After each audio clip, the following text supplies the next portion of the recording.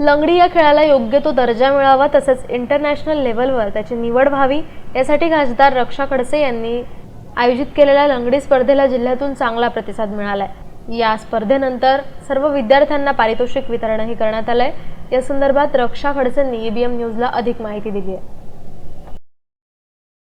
पण इथे जळगाव जिल्ह्यामध्ये पहिल्यांदा लंगडीच्या नॅशनलच्या मॅचेस इथे आपण घेतलेल्या आहे, कारण की लंगडी फेडरेशन ऑफ ऑल इंडियाची मी अध्यक्ष आहे। त्या वतीने मी ह्या मॅचेसचं आयोजन केलं आणि जवळपास 8 ते 10 वर्षापासून हा गेम आपल्या देशामध्ये अजून एशिया खंडामध्ये खेळला जातो आहे आणि जो की खूप कमी प्रमाणामध्ये अजून तो लोकांपर्यंत पोचलेला आहे आणि हा ग्रामीण भागातला गेम असल्यामुळे जास्तीत जास्त लोकांपर्यंत पोचावे आणि याची एक खासियत अशी आहे की ग्रामीण भागातले जे मुलं मुली आहेत ते लंगडीशी नक्कीच ते निगडीत आहे, कारण की प्रत्येकाने आपल्या आयुष्यामध्ये शाळेत असताना किंवा लहानपणी लंगडी हा गेम खेळलेला आहे, पण त्याला अजून चांगलं स्वरूप मिळावं आणि ह्या लंगडीच्या मॅचेसच्या माध्यमातून आपले मुलं अजून जास्त पुढे जावे म्हणून याचं स्पॉन्सर आम्ही केलेलं आहे। आणि आज नॅशनल मॅचेस इथे होत आहे। 8 राज्य याच्यामध्ये सहभागी झालेले आहे, त्याच्यातले 5 मुलींच्या टीम आहे, 8 मुलांच्या टीम आहे आणि आता फायनल मॅचेस आज आहे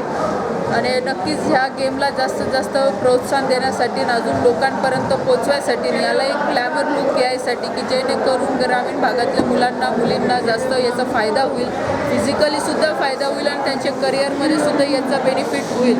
म्हणून एक लोकप्रतिनिधी म्हणून एक माझीसुद्धा जबाबदारी आहे की आपल्या मुलांना पुढे घेऊन जाण्यासाठी। आणि आज आपण बघितलं असेल आपल्या देशाचे पंतप्रधानांनी आता स्पोर्ट्सवर खेळांवर जास्त भर देण्यासाठी त्यांचेसुद्धा प्रयत्न चालू आहे।